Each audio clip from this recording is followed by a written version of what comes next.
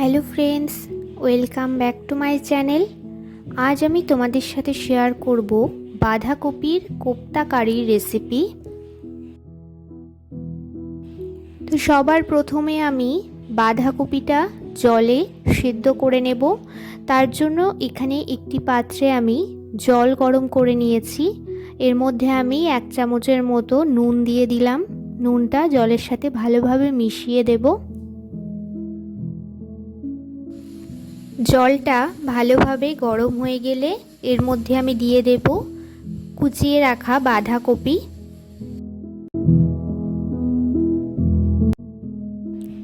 বাঁধাকপিটা দিয়ে খুব বেশি বয়েল করব না, 5 মিনিটের মতো হাই ফ্লেমে বয়েল করে এটা ঢেকে রাখবো। 10 মিনিটের মতো জলের ভাপে বাকিটা সেদ্ধ হয়ে যাবে।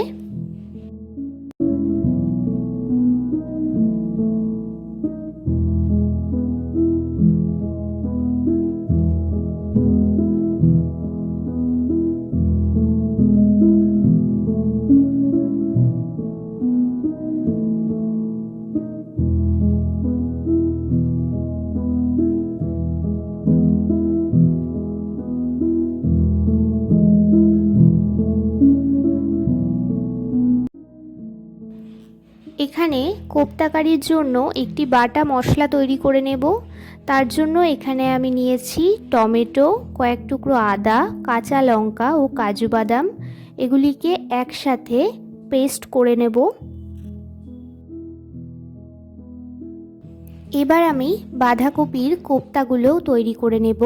তার জন্য এখানে দেখো আমি সেদ্ধ করে জল ঝরিয়ে রাখা বাঁধাকপিটা নিয়ে নিয়েছি। এর মধ্যে সবার প্রথমে দিয়ে দেব বেসন। তোমরা তোমাদের পরিমাপ মতো বেসনটা এখানে ব্যবহার করো। দিয়ে দেব চালের গুঁড়ো, দিয়ে দেব স্বাদ মতো নুন, অল্প পরিমাণে দিয়ে দেব হলুদ গুঁড়ো, অল্প পরিমাণে দিয়ে দেব কাশ্মীরি লঙ্কার গুঁড়ো এবং সামান্য পরিমাণে দিয়ে দেব গোলমরিচের গুঁড়ো। সব উপকরণগুলো দেওয়া হয়ে গেলে ভালোভাবে মেখে নেব। আর এখানে মাখার সময় যদি দরকার পড়ে তাহলে আমি অল্প অল্প করে বেসন দিয়ে ভালোভাবে একটি ডোর মতো মেখে নেব। তোমাদের বাঁধাকপিটা মাখার সময় যদি মনে হয় বেসন বা চালের গুঁড়োর দরকার পড়বে তাহলে তোমরা অল্প অল্প করে মিশিয়ে নিতে পারো। তো এখানে আমার বাঁধাকপিটা মাখা হয়ে গেছে। এবার কোপ্তার আকারে গোল গোল বল করে নেব।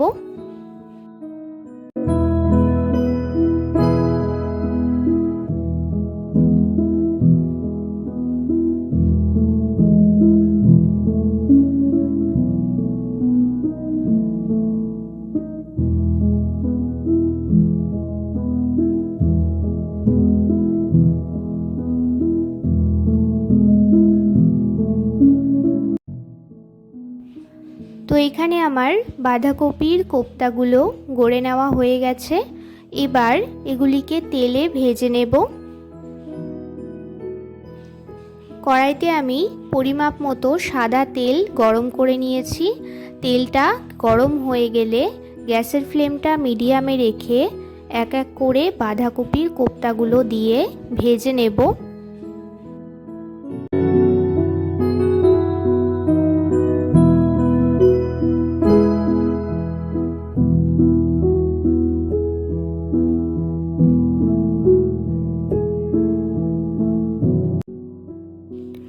গ্যাসের ফ্লেমটা মিডিয়ামে রেখে কোপ্তাগুলো এপিটোপিট খুব ভালোভাবে ভেজে নেব। আমার এখানে কোপ্তাগুলো ভেজে নিতে মোটামুটি 7 থেকে 8 মিনিট মতো সময় লেগেছে।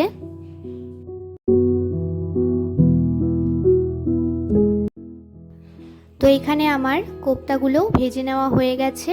এবার এগুলিকে তেল থেকে তুলে নেব। ওই তেলের মধ্যেই ফোড়ন দিয়ে দেব গোটা জিরে, শুকনো লঙ্কা ও গোটা গরম মশলা। এবার এর মধ্যে দিয়ে দেব পেস্ট করে রাখা মশলাটা।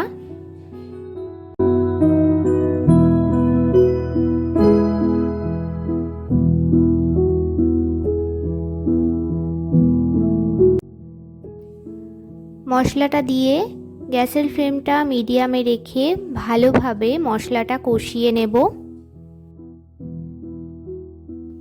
মশলাটা কিছুক্ষণ কষিয়ে নেওয়ার পর এর মধ্যে বাকি গুঁড়ো মশলাগুলো এক এক করে দিয়ে দেব।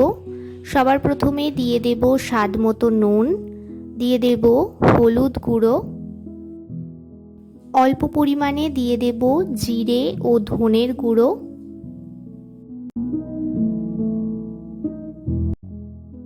হাফ চামচের মতো দিয়ে দেব কাশ্মীরি লঙ্কার গুঁড়ো ও অল্প পরিমাণে দিয়ে দেব গোলমরিচের গুঁড়ো।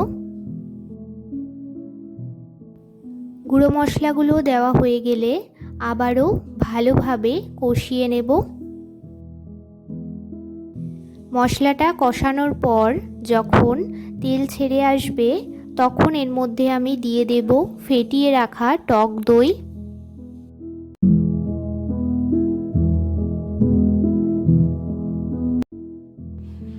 দইটা দিয়ে গ্যাসের ফ্লেমটা একদম লোতে রেখে ভালোভাবে মশলাটা কষিয়ে নেব।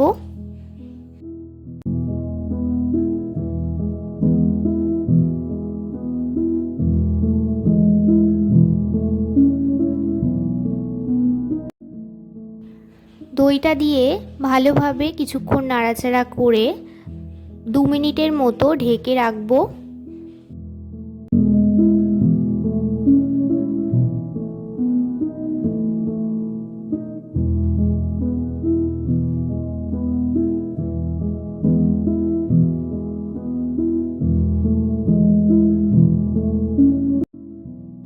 মশলাটা এখানে আমার ভালোভাবে কষানো হয়ে গেছে। এবার এর মধ্যে আমি দিয়ে দেব পরিমাপ মতো জল। তোমরা যতটা গ্রেভি রাখতে চাও ততটা পরিমাপে এখানে জলটা ব্যবহার করো। আমি গ্রেভিটা একটু ঠিক রাখবো, তাই জন্য এখানে জলের পরিমাণটা আমি কম দিয়েছি।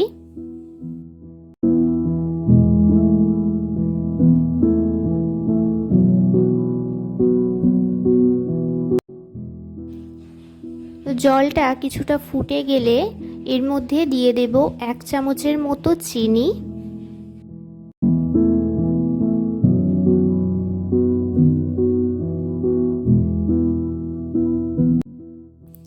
তো গ্রেভিটা ভালোভাবে ফুটে গেলে এর মধ্যে আমি ভেজে রাখা বাঁধাকপির কোপ্তাগুলো দিয়ে দেব।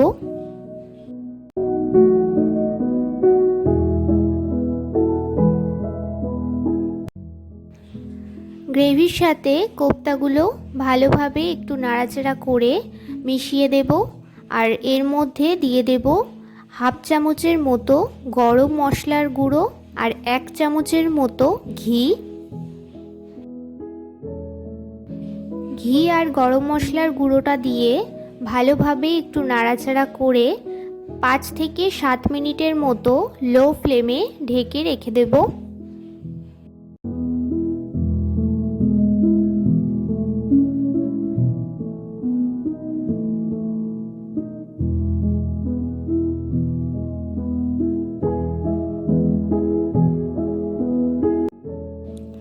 তো এখানে আমাদের তৈরি হয়ে গেল বাঁধাকপির কোপ্তা কারি রেসিপি।